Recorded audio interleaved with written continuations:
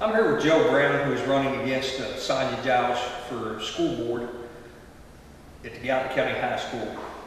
Joe, tell us a little bit about yourself so the people of Gallatin County will know who he was, because when most people think of Joe Brown, they think of Joe Brown that walks around Warsaw. Yeah, I've heard that. We moved here about 4 years ago and built a house.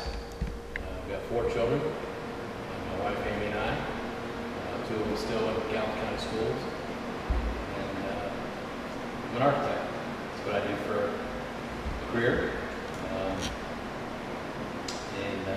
Located here in Gallatin County. What made you decide you wanted to run for school board? I guess the impetus was the tax increase. You know, it seems like it's gone up just about every year that I've been here, and I don't see any end in sight. So my thought was that's what got me digging into the school system and getting really involved in it, and that's what prompted it. What do you feel that you can change if you're elected as a school board official? Because you are running as a write-in candidate, correct? I am. I didn't, unfortunately, didn't file in time to have my name placed on the ballot. I was about 1 day late in doing that, but I am a write-in candidate. What do you feel that you can change? What I think I can change is, I think fourfold. One, I think we need to control the taxes, obviously. You know, we've got the highest tax rate of any county that surrounds us. And like I said, I don't see any end in sight for that. I just don't see any change come down the road for that. I think we need to control expenses in the county, the school system. No expense is too small to be overlooked. I think we need to examine every expense and really make sure we're watching the dollars. I think we need to control how we design and build our new buildings. You know, our campus here in town has gone through a significant change over the past several years. Construction is still going on.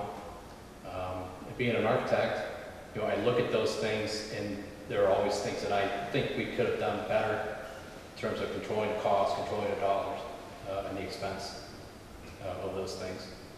And finally, I think we need to raise the bar on our education here. You know, we've got a lot of kids that need some help, that are behind, and it seems like the school system is focusing a lot of attention on that, which is good. You know, we need to pull them up too. But there are a lot of kids that are excelling in school, and I think we can do a lot more to push those guys forward, you know, to get a better education. Where do you think the money will come from?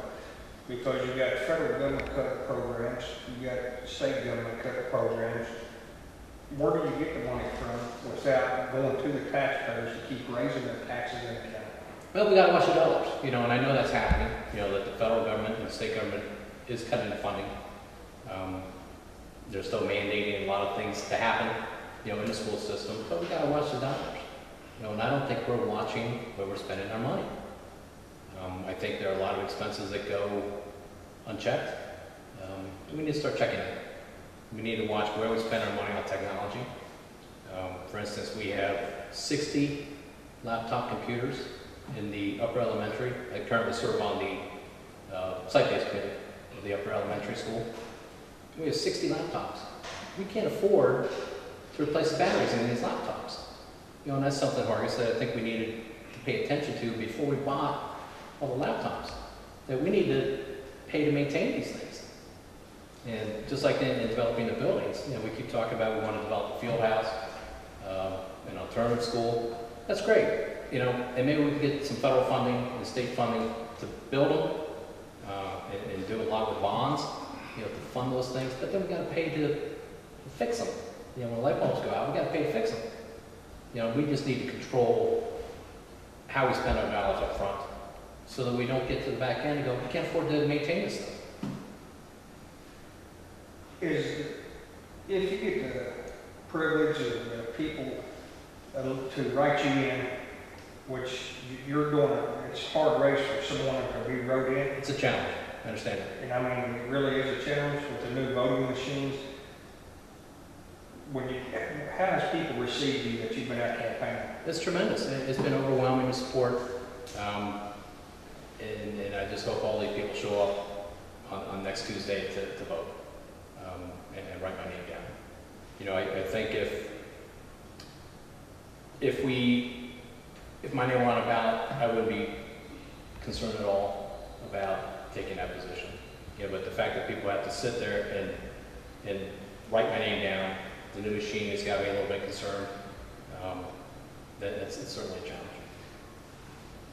If something happened that you did not win as write-in this time, will you seek re-election Oh, consideration. as a regular candidate without the write-in? No question. I mean, I'm dedicated to the schools. If I don't win this election, I'll continue to serve on the site-based committee and give my input there. My wife Amy's on the lower elementary site-based committee. She'll continue that position there. So we're going to be involved in the schools, whether I win this campaign. You're approximately, not counting days, 7 days away from election. Anything you'd like to say to the people of Gallatin County, the people in your district that's voting? Well, I just hope everybody shows up on next Tuesday to vote. I welcome the support. I welcome the challenge. And then going into the school board, hopefully I win the election next Tuesday. And I'm going to work hard.